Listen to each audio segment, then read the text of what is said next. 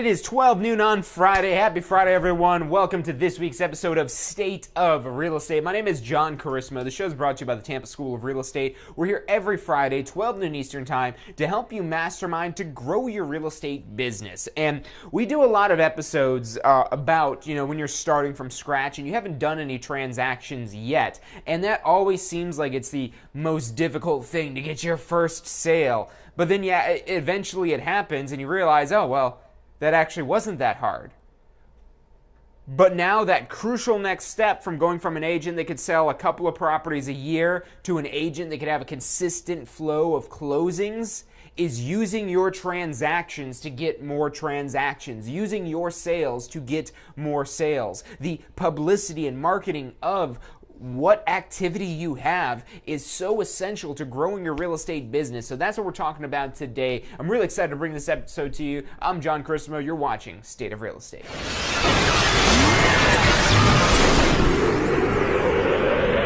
You are watching State of Real Estate. Every Friday at 12 noon Eastern Time. Grow your real estate business. You're watching State of Real Estate. And welcome back to this week's episode of State of Real Estate, where we're talking about how to turn sales into more sales. And without even getting into any of the technical kind of marketing stuff we're going to be talking about, one of the biggest things you want to try to capitalize when you start making progress is momentum. Probably not spelling that right, whatever. Momentum. What is the purpose of momentum? Momentum is to help propel you forward. It's the whole idea of an object at rest stays at rest. An object in motion stays in motion. If you don't have any sales yet, you're at rest. And you're trying to do everything you can to break free from the inertia to be able to start moving. But when you look at physics, once an object starts to move, it's able to move easier, faster. It's able to gain this whole concept of momentum. And that's the same thing you want to capitalize on in your business. Once you start making progress towards your goal, yes, you want to celebrate that. That's huge to get your first sale, your first closing. But you've already got to be thinking about, okay, how do you use this transaction to get you even more transactions? And what this does is this helps in your mind to push the finish line farther down the road. Because the finish line for you absolutely isn't selling one property. That's like, you see these people run these marathon races and they have like these water tables every so often, these little stands, these little stops, these pit stops. You watch NASCAR, the cars have to take a pit stop every so often to be able to continue their greater journey to make it to that final finish line. So your first sale, yes, that's a huge milestone, but that's not the end of the journey for you. You didn't get your real estate license to sell just one single property. You got your real estate license to build a real estate empire. Or some version of that. And to get to that point, you want to turn this little bit into something much bigger. And to get it to spiral out of control, as you might have heard that expression, or to go viral. These are just other words for momentum. So momentum's all about accelerating, adding fuel to the fire, trying to grow what it is that you're doing. Now, back to that concept of celebrating your sale. Now, you do want to celebrate your sale, but when I say celebrate, I don't mean go take your whole commission check and go buy yourself something nice because you earned it. You haven't earned anything yet. You only sold one property. Once you've got a thriving real estate business, then you can start to really reward yourself with these expensive, luxurious things that you may want or that may make your life easier or maybe it just puts a smile on your face, whatever the reason may be. But before you could get to that, to whatever the bright, shiny objects it is that you want to be able to acquire, you've got to build this system so because here's the problem. Here's the problem with spending all of that entire commission check. You go dump all that money that you just made into some new car or bills, or it might not even be something fancy. You might just be saying, oh, I should really pay off some of this debt. And so you take this money that you just had come in and you then have it go towards these other things, whether it is, something fun or just paying down bills or whatever the case may be, you're not reinvesting in your business at that point. And in order to achieve momentum, you need to constantly be reinvesting into your business, because if you're not constantly reinvesting to your business, instead of growing bigger, you start to grow smaller. So just like you could use momentum to grow bigger, momentum, as you lose momentum, causes you to grow smaller. And that's why you want to constantly reinvest in your business, so you don't end up getting smaller, you end up growing bigger than before. So specifically back to today's topic of using your sales activity, your current sales, to gain more sales. And again, back to that concept of celebrating your first sale. The celebration isn't about treating yourself. The celebration is, yes, look what I've done. I've accomplished something in my real estate business. I need to share this with the world. When you see companies, look at especially big companies, whether it's Elon Musk and Tesla and SpaceX, they command headlines all the time. Google occasionally. Apple is phenomenal at commanding headlines and announcing when they've got some breakthrough or some big new thing. And especially if you're not an Apple fan, you might say, oh, well, their breakthroughs aren't really that much of a breakthrough. Exactly. Sometimes it's just small little things. But when you expose these smaller things as one of the core principles as to why your business is superior to others, that's very powerful marketing-wise. And that's kind of what we're going to be talking about doing, using your sales to get more sales. And now you might not even have a sale yet. Maybe you've just got your first listing. And even though it's not sold yet, you could capitalize on these events. And I don't mean events gathering people around, I mean milestones of the transaction. So you've got probably at the earliest coming soon. And then you've got just listed. And then you've got open house. Then you've got under contract. Then you've got sold. 1, 2, 3, 4, 5 different events. And we could break this down probably even more. I didn't put price reduction up here because that's maybe not the best thing to celebrate, because that probably means you overpriced. Well, if you're reducing the price, it definitely means you overpriced it from the beginning, at least for the amount of level of marketing and exposure you're gaining for that property. But that's not quite as powerful and positive as these events here. And you're in control of this. You get to be the one who decides which events that you're disseminating, because you're the one originating this information. You're the one paying for the advertising, for whether you're going to send out a postcard or do a Google ad or a Facebook ad, run a YouTube ad. There's so many ways to literally just spend money and be able to put your message in front of almost anyone it is that you desire, especially when you dial in a farm area type of strategy. If you haven't seen our videos on farming and marketing and advertising, definitely check out some of our previous State of Real Estate episodes. So we've got these different events especially on the listing side. On the listing side, you're going to have these ones here. On the sales side, you really just have those two items there. So, and was it just this Wednesday we were just talking about listings? I know we talk about listings all the time, but I think Wednesday we were talking specifically about listings and gaining inventory. And this is why, because now you've gotten more events to market. Because you don't send out an advertisement with a picture of your buyer that says, hey, coming soon, they might want to buy your house. It's kind of weird.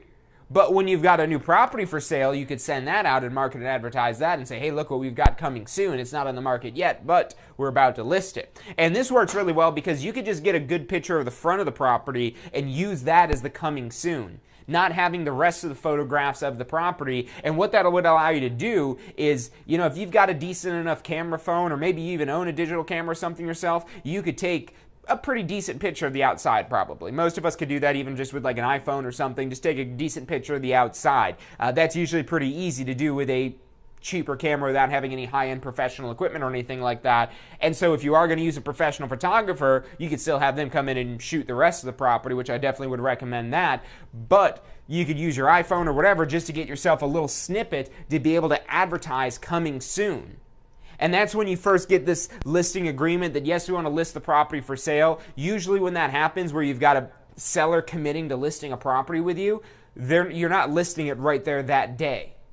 It's usually preparation going into this, preparation for the photos, taking the photos, preparing everything for the listing, and then launching that on a specific day to maximize exposure. So you might have a week or so of time between when you get that listing agreement signed and when the property actually hits the market.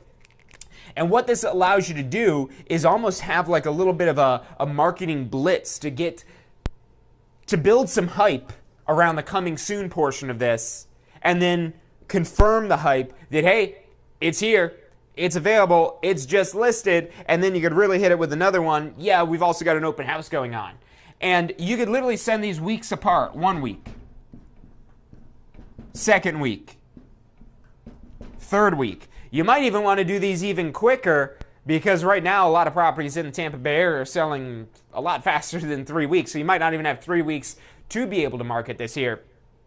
And you might say, well, John, isn't that, if you're paying to do marketing on this, now there's other ways to do this, but the most effective way is to actually spend money on marketing to do this. And if you're looking to start spending money on marketing, this is how I would recommend to do it, especially if you have a listing.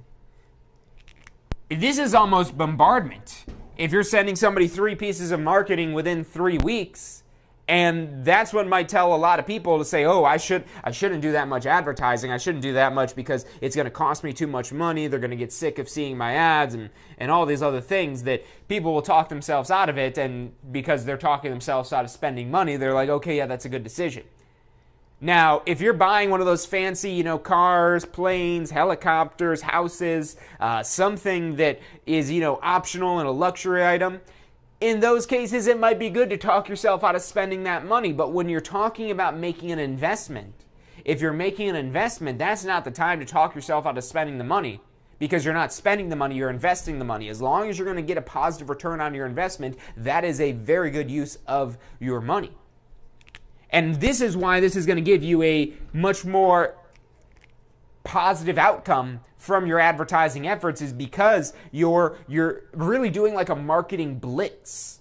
You're ensuring that the people that you're trying to reach, and that's part of this as well, going back to that farm area concept, is you want to make sure these ads are targeting the same people, that it targets your same farm area, so that way you can kind of build this blitz here. Now, yes, this does cost money. If you're paying for advertising to do this, if you're sending out postcards, yeah, you could just send out 1 postcard, and that's going to cost you 1/3 of the price of sending out 3 postcards. But sending out 3 postcards is much more likely to gain you business. You're sending out much more ripples into this neighborhood by doing this 3 times. Imagine you're throwing little pebbles in a pond. You throw 1 pebble in a pond, and you're going to see some ripples, but then what happens? The ripples fade away. You throw a second pebble in there, ripples again. You throw a 3rd pebble in there, ripples again. And then what happens when you're throwing these pebbles one after another? You really get a lot more activity. And it's the same concept with you advertising to this particular audience. When they see your message repeatedly, it registers in their mind. People see thousands of advertisements every single day. And so if you're not using repetition and frequency, you're going to miss out on a lot of business, and your marketing dollars are not going to have as good of a return on investment. So this is actually where spending more money on your advertising, if you're doing this correctly, can actually increase your return on investment, where you're essentially doubling down on this here. You're going to have a higher likelihood that you get business from this here, because come next week, they might remember you from the first week. And if they didn't remember you from the first week, maybe the 3rd week, then they'll remember you. That's the whole name of the game here, is trying to create memory in our customers' minds, trying to make sure they know who we are and that we can help them. And this is why this is such a powerful way to advertise, is because I've seen a lot of advertisements of realtors talking about themselves, and it makes me puke in my mouth a little bit, just because it's always the same stuff. It's always trying to mention how they're trustworthy and honest and blah, blah, blah, blah, blah, a bunch of crap that no one even knows whether or not they can believe it, because, you know, everybody doubts everything now in 2020. So rather than just talking about yourself, because honestly, even if they could trust all that information, they don't really care about you. They're not interested in finding the perfect realtor. They're interested in finding the perfect home. You're just a step along that process. So what you'd rather do, rather than talk about yourself and bore them to death, you want to talk about what you're doing in real estate. So that way they could see that you just don't talk the talk, you actually walk the walk. A lot of people have had experience in the past with real estate professionals that were less than professional. And that stigma carries over into future experiences. So you don't know with a client if they might have some sort of trauma in their past or their previous real estate agent that is making them not want to trust you, making them wonder if you're really genuine. But showing them that you actually do business shows that other people are willing to trust you, to do business with them. So when they see other people trusting you, they're more likely to trust you as well. That's why reviews are so important in 2020, and testimonials and so on and so forth, which granted, again, the same thing of questioning how genuine that information is. Whereas when you have the activity to back it up, everything starts to not look so transparent and start to look much more real. Things start to say, oh, well, they must really do have all those reviews. They must really do help a lot of people because, look, they have properties. And when you're sending them properties, that's a much more interesting thing to them than a picture of yourself usually. Most of the time, they'd rather that you're more likely to capture their attention with a breathtaking picture of a property as opposed to just some random picture of some guy or some girl. Now, like I said, for this, you might just use a little camera phone picture until you get everything ready for the listing. But then when you go to do just listed, to send out another one with that, hey, this just hit the market, then you maybe use one of the photos from your photographer, if you're having a photographer come out there, because that's probably going to look a lot better than the picture you took on your camera phone, and it's going to look slightly different. Enough of the same, because it's the same house, but now you're presenting it maybe in a different light. And by showing them that same image, just slightly different, that might jog their memory from the previous week of what they saw in last week's image. And they might not remember this at all, but for some reason, this image speaks to them. And it's just because they don't remember this image in the past that they had a week ago from that previous advertisement, because they're probably not going to remember this advertisement at all. And so then you hit them with that third week, and that's where they really kind of start to put things together. And then once you go under contract, like I said, if your property's going under contract quickly, maybe it's within a month. I mean, you might be sending out this under contract even sooner than 4 weeks out. But every listing you would get, I would do marketing like this to your farm area. It doesn't necessarily even need to be in the same neighborhood where this listing is. You just want to reach out to your farm area, the area it is that you're advertising to, and this gives you an opportunity to show them, hey, look what I did, look what I did, look what I did, look what I did, look what I did. And they see that enough. They're like, oh, wow, I guess you do know what you're doing in real estate. Wow, you sell a lot of real estate. I get your postcards. I get your Facebook ads. I get your YouTube ads all the time about all the real estate you sell. I've got some real estate to sell. Can you help me? Wow, look at that. You've got customers lining up for business with you.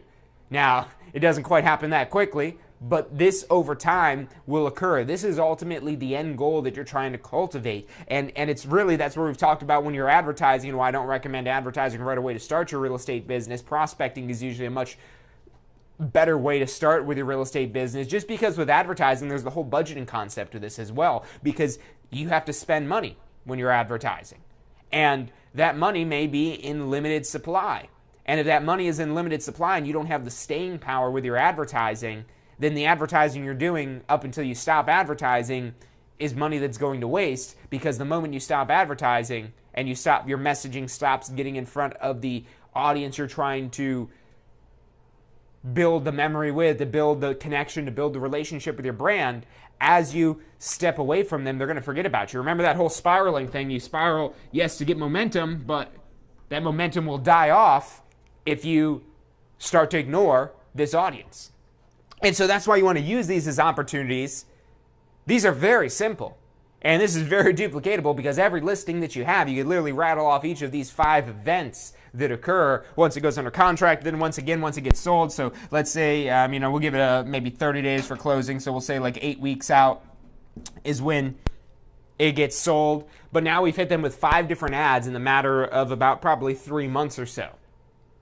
And that's not even that saturated of advertising just for 5 times in the matter of 3 months. So again, this is just part of the process. Maybe you have some sort of neighborhood newsletter. You're sending out a monthly value report that basically updates you on what the value of your home is.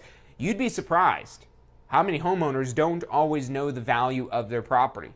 And there's a lot that's been changing in the real estate market, especially here in the Tampa Bay area. So values have changed recently. And homeowners might not know about that.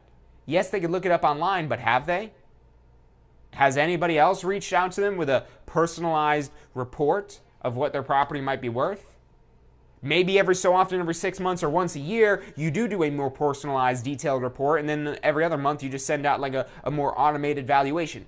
Look, this is up to you. This is where you could be creative. This is where you could kind of test things out and figure out what works and really gain yourself a competitive advantage over your competition and figure out what type of marketing works best at gaining you a better relationship with your clients. So that's how you use sales to get more sales. And we could really go even step by step to, designing this. As a matter of fact, we have before on our episodes of State of Real Estate. So if you're a loyal watcher of State of Real Estate, you've probably seen some of the stuff where we talk about sending out these just sold or under contract postcards, how to design them, nice big picture of the property and things like that.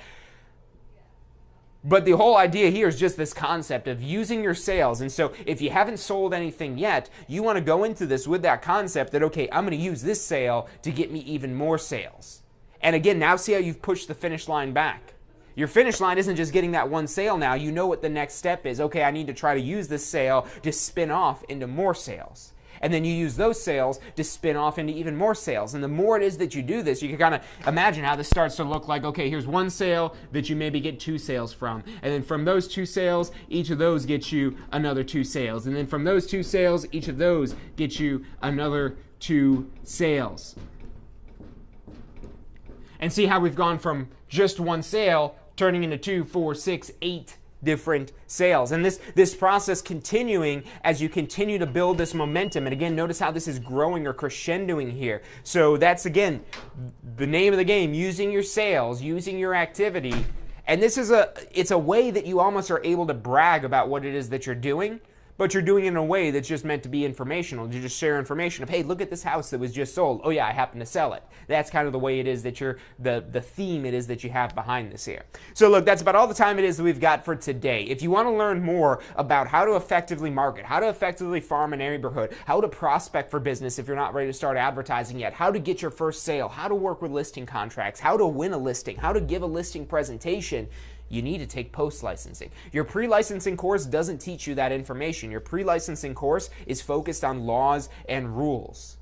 Laws and rules are important to keep you out of jail, but they don't teach you how to make money. That's where your post-licensing course comes in. Your pre-licensing is all about passing the exam. Post-licensing, it's an entirely different animal. Yes, there is an end-of-course exam, but there's no state exam for it.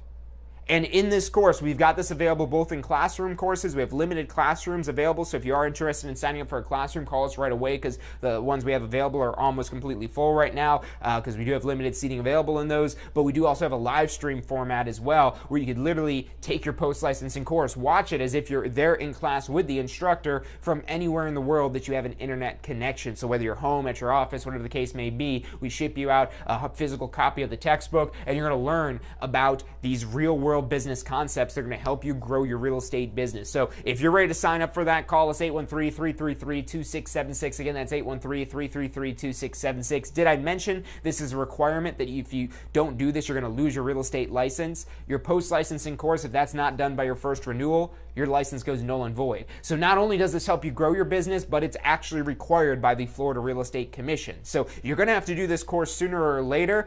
That's why we try to give you the best curriculum that's going to help you jumpstart your real estate business. So not only does this get the requirement knocked out, but it's actually going to give you the best chance of hitting the ground running, of giving you a lot of information that's going to give you a lot more knowledge of the steps that are needed to be taken to build a successful foundation of a real estate career. So again, call us 813-333-2676. If you don't even have your real estate license yet, we actually have got some great bundle packages to bundle your pre-licensing course with your post-licensing course along with some of our study tools, so you're set to go through, pass your exam, and then learn the information you need to know to be able to monetize your real estate business. So that's your post-licensing course. Call us 813-333-2676 or check us out online at tampaschool.com. That's all the time we've got for today. Thank you guys for tuning in, and I'll see you next week.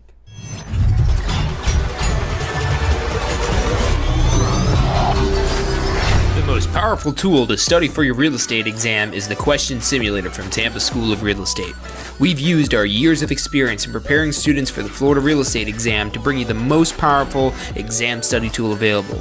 In the Question Simulator, you'll be able to go directly to a particular unit so you can focus on the sections where you need the most practice.